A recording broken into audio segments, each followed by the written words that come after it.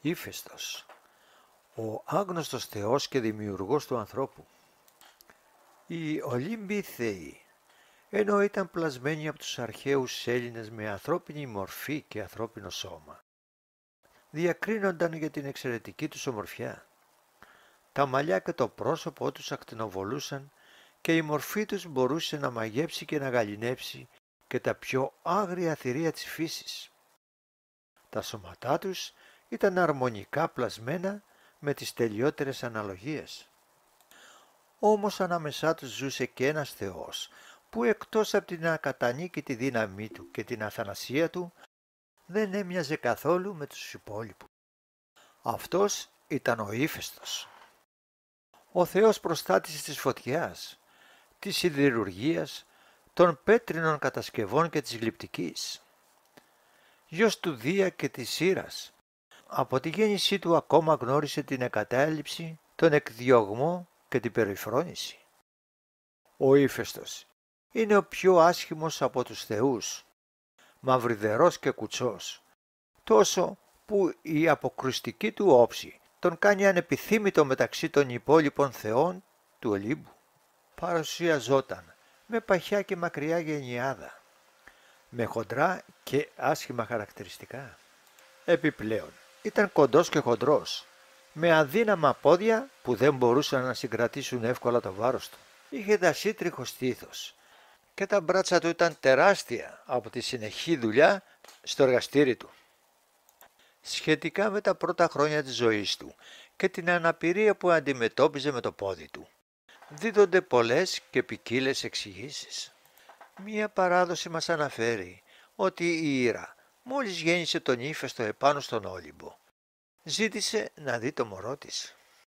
Μόλις όμως αντέκρισε το κουτσό και μαυριδερό βρέφος που της παρουσίασαν, έγινε έξω φρενών. Πώς ήταν δυνατόν να γεννήσει αυτή, μία πανέμορφη θεά, ένα τόσο άσχημο μωρό? Σκέφτηκε ότι δεν θα μπορούσε με κανέναν τρόπο να αντιμετωπίσει τις κοροϊδίες των υπόλοιπων θεών και τα ειρωνικά τους γέλια. Έτσι λοιπόν άρπαξε μανιασμένη το μωρό και το πέταξε από τον Όλυμπο. Ο Ήφαιστος κατέληξε στον ωκεανό. Εκεί τον βρήκαν και τον περιμάζεψαν η Θέτιδα και η Ευρυμόνη. Ο Ήφαιστος πέρασε μαζί τους τα 9 πρώτα χρόνια της ζωής του, σε μια θαλάσσια σπηλιά, το παλάτι του Νηρέα. Με τα κοράλια και τα μαργαριτάρια, ο Ήφαιστος έφτιαχνε θαυμαστά κοσμήματα στις θεές που τον προστάτευαν. Έτσι τους έδειχνε την αγάπη και την ευγνωμοσύνη του. Ένας άλλος μύθος διηγείται ότι ο Ήφαιστος έπαθε το ατυχές γεγονός σε μεγαλύτερη ηλικία. Ήταν μια μέρα, όπως πολλές άλλες, που το θεϊκό ζευγάρι ο Δίας και η Ήρα μάλωναν. Οι φωνές της πρώτης θεάς αντιχούσαν σε ολόκληρο τον Όλυμπο και προκαλούσαν τα σχόλια των υπολείπων. Δεν μπορούσε να διανοηθεί πως κατάφερε ο σύζυγός της, παρόλες τις δικές της προσπάθειες να τον παρακολουθεί συνέχεια, να συνάψει ερωτικές σχέσεις με τη θνητή την Αλκμήνη. Το χειρότερο από όλα ήταν ότι απέκτησε μαζί της και ένα γιο, τον Ηρακλή. Ο Δίας άρχισε να αστράφτει και να βροντά από τα νεύρα του. Δεν άντεχε άλλο την αρρωστημένη ζήλια της Ήρας. Ο καημένος ο Ήφαιστος σε αυτόν τον τρικούβερτο καύγα πήρε το μέρος της μητέρας του. Ο πατέρας του τότε, θολωμένος καθώς ήταν από την οργή του, άρπαξε το άσχημο γιο του που ποτέ δεν τον συμπάθησε πραγματικά και τον πέταξε με όλη του τη δύναμη κάτω από τον Όλυμπο. Ο Ήφαιστος μία ολόκληρη ημέρα στροβιλιζόταν στην ατμόσφαιρα και τελικά κατέληξε με ορμή επάνω στη λίμνο. Το σώμα του βρόντιξε σε κάποια βράχια του νησιού και από τότε ο Ήφαιστος κουτσάθηκε για όλη του τη ζωή. Γενικά, τα πρώτα χρόνια της ζωής του ο Ήφαιστος έζησε μακριά από τον Όλυμπο και είτε από μόνος του είτε με τη βοήθεια κάποιου δασκάλου έγινε ο πρώτος τεχνίτης ανάμεσα στους θεούς. Οι γονείς του δεν τον αντιμετώπισαν ποτέ ως ίσο με τα υπόλοιπα παιδιά τους. Ο Ήφαιστος ήταν καλόκαρδος και υπομονετικός. Όμως πάντα σκεφτόταν τη συμπεριφορά των γονέων του και εκνευριζόταν. Τον έπιανε το παράπονο και πολλές φορές έπαιρνε την εκδίκησή του. Ενδιαφέρον παρουσιάζει ο μύθος, στον οποίο ο Ήφαιστος στη γιορτή της μητέρας του στον Όλυμπο της κατασκεύασε και της έδωσε ως δώρο ένα ολόχρυσο θρόνο με ανάγλυφες καλιστές παραστάσεις από τη ζωή των θεών. Μόλις της το πρόσφερε, η Ήρα αμέσως το δοκίμασε με μεγάλη χαρά και ικανοποίηση, αφού όπως ήταν γνωστό, οι κατασκευές του Ηφαίστου δεν είχαν εισάξιες του. Πέρασε λίγη η ώρα και η Ήρα άκουγε και συνομιλούσε με τους υπόλοιπους θεούς από το νέο της θρόνο. Όταν όμως θέλησε να σηκωθεί, διαπίστωσε πως κάτι τέτοιο της ήταν αδύνατο. Ο Ήφαιστος την είχε εχμαλωτήσει με αόρατα δεσμά, τα οποία κανείς άλλος δεν ήταν ικανός να τα λύσει. «Αυτό είναι το δώρο μου για σένα, μητέρα, και για την αγάπη που μου έδειξες όταν ήμουν μικρός. Τι φταίω εγώ που γεννήθηκα άσχημος και μαυριδερός και με πέταξες από τον Όλυμπο», της είπε. Μάταια παρακαλούσε η Ήρα να την απελευθερώσει. Μάταια και οι υπόλοιποι θεοί να το μεταπίσουν, μαλώνοντάς τον. Μάταια και ο Άρης θέλησε με τη βία να του αλλάξει γνώμη, καθώς ο Ήφαιστος τον αντιλήφθηκε έγκαιρα και του πέταξε ένα αναμένο δαυλό, κάνοντάς τον να πάει και να κρυφτεί πίσω από τις θεές. Στη συνέχεια αποχώρησε για το αγαπημένο του νησί, τη Λίμνο, όπου ο φίλος του ο Διόνυσος κατάφερε, αφού τον μέθησε πρώτα με κρασί, να το μεταπίσει και να ταξιδέψουν στη συνέχεια πίσω στον Όλυμπο. Εκεί ο Δίας απέτησε από τον Ήφαιστο να απελευθερώσει τη μητέρα του, καθώς όπως του είπε παρατράβηξε το αστείο. Ο Ήφαιστος του απάντησε πως θα το έκανε με την προϋπόθεση ο ίδιος να του ικανοποιούσε μία χάρη. Αφού δέχτηκε ο Δίας, ο Ήφαιστος έλυσε τα δεσμά της Ήρας και τότε ζήτησε από το Δία τη χάρη που του υποσχέθηκε. Μπροστά σε όλους τους θεούς, ο Ήφαιστος ζήτησε από το Δία για γυναίκα του την Αφροδίτη. Όλοι ζάστησαν, όλοι μείναν έκπληκτοι. Κανείς δεν το πίστευε ότι ο πιο άσχημος άντρας θα παντρευτεί την ομορφότερη θεά. Περισσότερο από όλους ντράπηκαν η Αφροδίτη και ο Δίας, καθώς ήταν υποχρεωμένος να τιμήσει το λόγο του. Έτσι η θεά του έρωτα και της ομορφιάς έγινε σύζυγος του πιο άσχημου από τους θεούς. Ο Ήφαιστος ήταν ο θεϊκός σιδηρουργός. Κατασκεύαζε όπλα, παλάτια, κοσμήματα, όλα περίτεχνα και σπουδαία. Το παλάτι του στον Όλυμπο, ολόχρυσο με πολύτιμους λίθους στολισμένο. Τα δώρα του στους θεούς ασύλληπτης έμπνευσης και ομορφιάς. Αυτός δώρισε στο Δία την αιγίδα που μετά έδωσε στην Αθηνά και το σκύπτρο του, στη Δήμητρα το δρεπάνι, στον Απόλλωνα και την Άρτεμη τα χρυσά του βέλη, στον ήλιο το λαμπερό του άρμα και στον Διόνυσο το ολόχρυσο κύπελό του. Αυτός κατασκεύασε τα όπλα του Αχιλλέα που του ζήτησε η μητέρα του η Θέτιδα. Ακόμη στον Ήφαιστο αποδίδεται και η κατασκευή του τάλου. Ο τάλος ήταν ένα τεράστιο ανθρωπόμορφο χάλκινο κατασκεύασμα, το οποίο ο Θεός δώρισε στο βασιλιά της Κρήτης Μίνωα. Ο τάλος προστάτευε ολόκληρο το νησί, καθώς με τα τεράστια βήματά του ήταν ικανός να ταξιδεύσει τόσο γρήγορα που λέγεται ότι έκανε 3 φορές το γύρο του κόσμου σε μία ημέρα. Ο προστάτης της Κρήτης, που κατέστρεφε με την καυτή του ανάσα όποιο εχθρικό πλοίο στρεφόταν ενάντια στο νησί, απενεργοποιήθηκε τελικά από τους αργοναύτες, οι οποίοι στο γυρισμό τους από την Κοχλίδα και με τη βοήθεια της μάγισσας Μύδιας, η οποία του προκάλεσε σύγχυση, κατάφεραν να τον τραυματίσουν στο πόδι, από όπου έτρεξε από τη μοναδική του φλέβα σαν λιωμένο μέταλλο το αίμα του. Δεν ήταν όμως οι μόνες κατασκευές του. Λιγότερες γνωστές είναι ακόμα οι χρυσές κοιλίδωνες. Ήσαν χρυσά κινούμενα αγάλματα, κατασκευασμένα από τον ύφεστο, είτε με τη μορφή γυναικών, είτε με τη μορφή παρόμοια των Σιρηνών, που είχαν το χάρισμα του τραγουδιού και είχαν δοθεί στο ναό Απόλλωνα στους Δελφούς. Ο Καυκάσιος αετός ήταν γιγαντιαίος χάλκινος αετός, κατασκευασμένος από τον ύφεστο, ο οποίος είχε ως αποστολή να κατατρώγει το αναπαραγόμενο σηκώτη του Τιτάνα Προμηθέα, ο οποίος είχε ελισοδεθεί από τον Δία στο Κάφκασο, διότι είχε παραδώσει στους θνητούς τη φωτιά. Ο αετός άλλοτε περιγράφεται ως χάλκινο αυτόματον κατασκεύασμα από τον ύφεστο και άλλωστε ως μέλος πλασμάτων γεννημένος από το δαίμονα Έχιδλα. Στα αδελφά πλάσματα περιλαμβάνεται ο λέον της Νεμαίας και η Λερναία Ύδρα, χρυσός και αργυρός Κύων, σκύλος, κατασκευασμένοι από τον ύφεστο. Ήσαν ζεύγος σκύλων φυλάκων, ένας χρυσός και ένας αργυρός, αθάνατοι και αγέραστοι, οι οποίοι είχαν ως αποστολή να φυλάνε την είσοδο του παλατιού του βασιλιά των Φεάκων, Αλκίνου, πατέρα της Ναυσικάς.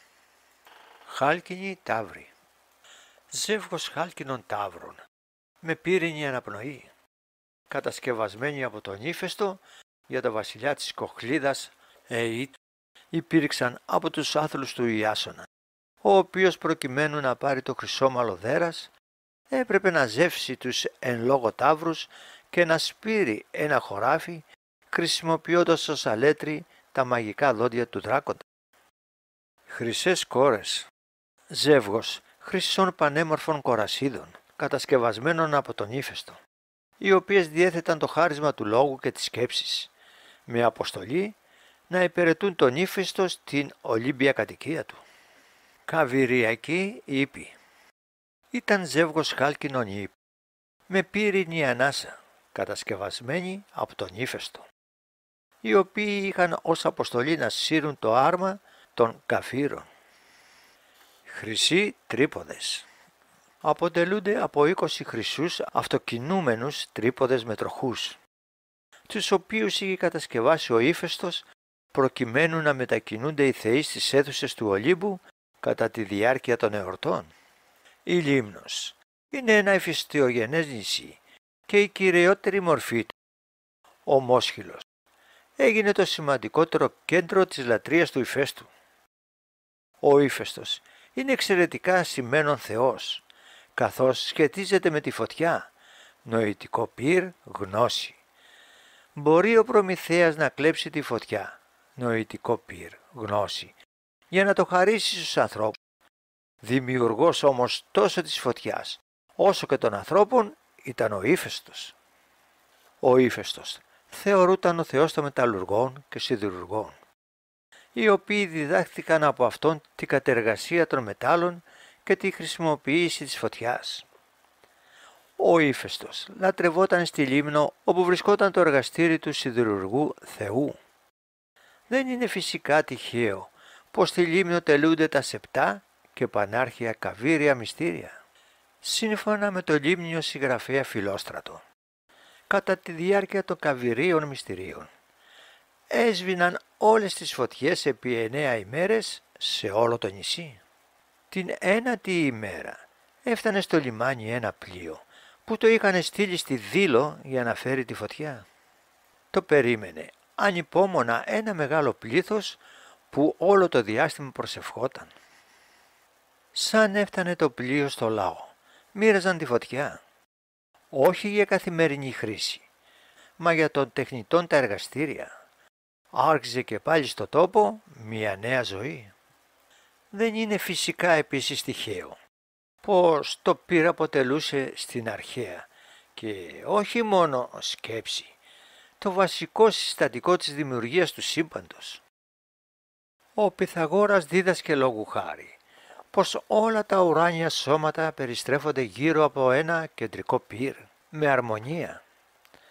Πιο συγκεκριμένα, σύμφωνα με τον Ιωάννη Στοβαίο, ανθολόγιο, το κοσμολογικό πρότυπο του Πυθαγορείου Φιλόλαου, τοποθετείται το πυρ στο μέσον στο κέντρο. Το ονομάζει αιστεία των πάντων. Οίκον του Διός, μητέρα των Θεών, βωμό και συνοχή και μέτρο φύσεως. Επίσης τοποθετεί ένα δεύτερο πυρ, ανώτατο όλων, που περιέχει μέσα του τον κόσμο. Το κέντρο, λέει, είναι από τη φύση του πρώτου. Γύρω-γύρω από αυτό 10 διαφορετικά σώματα εκτελούν το ομαδικό τους χορό. Γι' αυτό το λόγο, το ιερό πυρ συμβολιζόταν από την ιερή και άσβεστη αιστεία κάθε βωμού και ναού, αλλά και οικειών. Το όνομα του ηφαίστου προέρχεται από τη ρίζα άουφ, του δασινόμενου ρήματος άπτο, που σημαίνει ανάβω, καίω. Συνεπώς, ύφαιστος είναι αυτός που καίει, ο πύρινος, σύμφωνα δε με το Σοκράτη, Πλάτων, Κρατήλος, περί ονομάτων. Το όνομα ύφαιστος σημαίνει ο φωτεινός από το φέστος, προσλαμβάνοντας το γράμμα ήταν. Στη Λίμνο τιμούσαν τον ύφαιστο και ως Θεό θεραπευτή. Δώρο του για τη φιλοξενία των λιμνίων ήταν η υπερήφημη θεραπευτική λιμνία γη.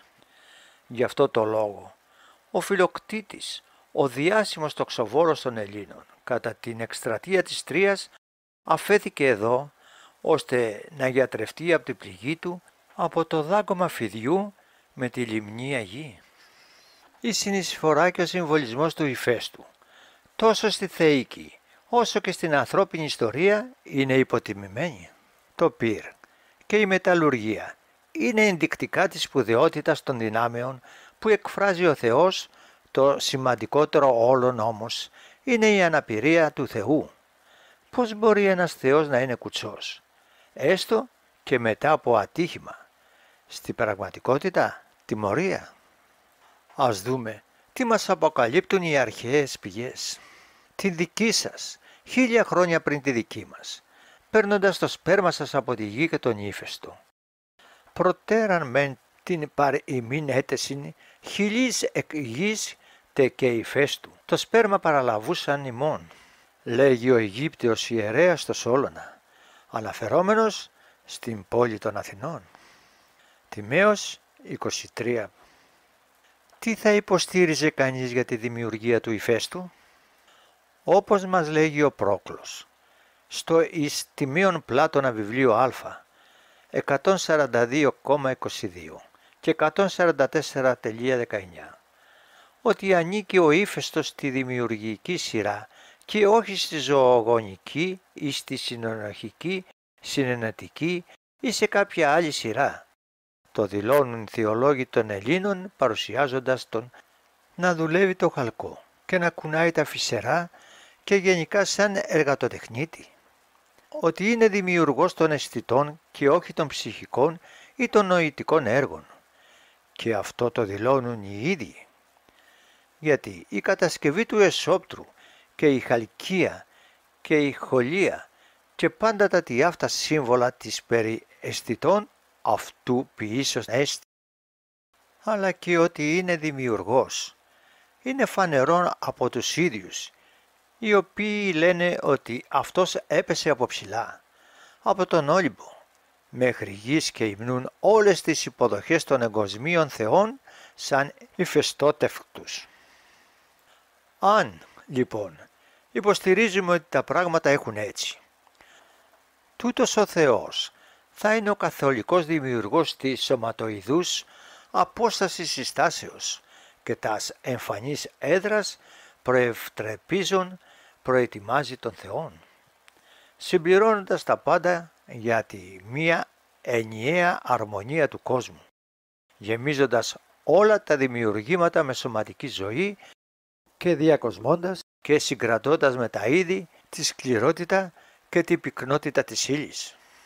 Γι' αυτό λοιπόν λέγεται από τους θεολόγους των Ελλήνων ότι χαλκεύει, δουλεύει το χαλκό ως στερεών και αντιτύπων ενεργάτης. Αλλά επειδή ο χαλκαίος ο ουράνιος ως μίμημα το νοητού και του ουρανού ποιητής δημιουργός χαλκουργός. Βολεύειν δεν αφότερης της ποσήν. Είναι χολός, κουτσός και τα δύο του πόδια, επειδή είναι δημιουργός των εσχάτων τελευταίων όντων και της προόδους του όντος. Όντως, για τέτοια είναι τα σώματα και επειδή δεν μπορεί πλέον να προχωρήσει σε άλλη τάξη και επειδή είναι δημιουργός του σύμπαντος που δεν έχει σκέλη πόδια, όπως θα πει ο Πλάτων στο Τιμαίο 34α. Λέγεται ότι πέφτει από ψηλά στη γη, επειδή απλώνει τη δημιουργία του σε ολόκληρη την αισθητή ουσία. Είτε, λοιπόν, κάποιοι υποστηρίζουν ότι υπάρχουν φυσικοί λόγοι, φυσικές λογικές αρχές, μέσα στο σύμπαν, είτε σπερματικές αρχές. Πρέπει να αναγάγουμε την αιτία όλων αυτών σε τούτο το Θεό, γιατί αυτό το οποίο δημιουργεί η φύση, βασιζόμενη μέσα στα σώματα. Αυτό διαπλάθη και τούτος ο Θεός με το τρόπο το θεϊκό, κινώντας τη φύση και χρησιμοποιώντας την σαν όργανο για τη δική του δημιουργία. Γιατί και η έμφυτη θερμότητα προέρχεται από τον ύφεστο και παράγεται από αυτόν για σωματική δημιουργία. Την καθολική αιτία, λοιπόν, των γιγνωμένων γεννημένων όντων ο Πλάτων στο Τιμαίο 24D Παύλα Ε, την ανοίγαγε σε αυτόν το Θεό. Επειδή όμως χρειάζονται και ύλη τα γινόμενα και γεννημένα όντα, γιατί και οι ουράνιοι θεοί δανείζονται μέρη του σύμπαν, τα οποία θα επιστραφούν και πάλι πίσω. Μόρια εκ του παντός ως ευθύης, αποδοθισόμενα, Τιμαίος 24ε. Με το τρόπο πολύ θαυμαστό την έχει υποδείξει και αυτήν με τη γη. Γιατί και στο ίδιο σπέρμα υπάρχουν λόγοι, λογικές αρχές και υπόστρωμα στο οποίο αυτές οι αρχές εφαρμόζονται. Και οι πρώτες προέρχονται από τη τέχνη του ηφαίστου, ενώ το δεύτερο από τη γη, γιατί στο συγκεκριμένο πλατωνικό χωριό, ως γη, πρέπει να εννοήσουμε κάθε υλικό αίτιο. Όχι επειδή οι Αθηναίοι ήταν αυτόχθονες, αλλά επειδή και ολόκληρο την γένεση συνηθίζουν να την αποκαλούν γη και κάθε τι υλικό να το αποκαλούν γήινο. Αναγκαστικά, λοιπόν, τα σπέρματα προέρχονται από τη γη. Όργανο, λοιπόν, του ηφαίστου είναι το πυρ και η ύλη η γη. Η δια του πυρός κινούμενη ζωογονούσα, ενώ η ίδια είναι απεψυγμένη, παγωμένη. Γι' αυτό και στο συγκεκριμένο χωριό έχει χρησιμοποιηθεί σαν να παίζει τον ρόλο της ύλης για τον ύφεστο. Και γι' αυτό έχει υποθεί ότι το σπέρμα του ηφαίστου μαζί με τη γη πραγματοποίησε τη γέννηση των Αθηναίων. Γιατί και κατά το μύθον ο ύφαιστος Ερών της Αθηνάς άφηκε το σπέρμα εις γήην και από εκεί βλάστησε των Αθηναίων γένος. Πάντα λοιπόν και γενικά ο ύφαιστος είναι ερωτευμένος με την Αθηνά, επειδή μιμείται με τα αισθητά έργα της νοητικής της ιδιότητα. Και αθηναϊκέ ψυχέ μάλιστα κατά ταύτην του ηφαίστου την ενέργεια δέχονται τας οχήματα παρ' αυτού και εισικίζονται, εκαθιστώνται στα σώματα που λαμβάνουν υπόσταση από τους λόγους του ηφαίστου, οι οποίοι έχουν λάβει το συναίσθημα, σύμβολα της Αθηνάς και από τη γη, γιατί αυτός είναι πριν από τη φύση ο τελεστής, τελειοποιητής των σωμάτων, βάζοντας σε καθέναν τους διαφορετικό σύμβολο των θεών.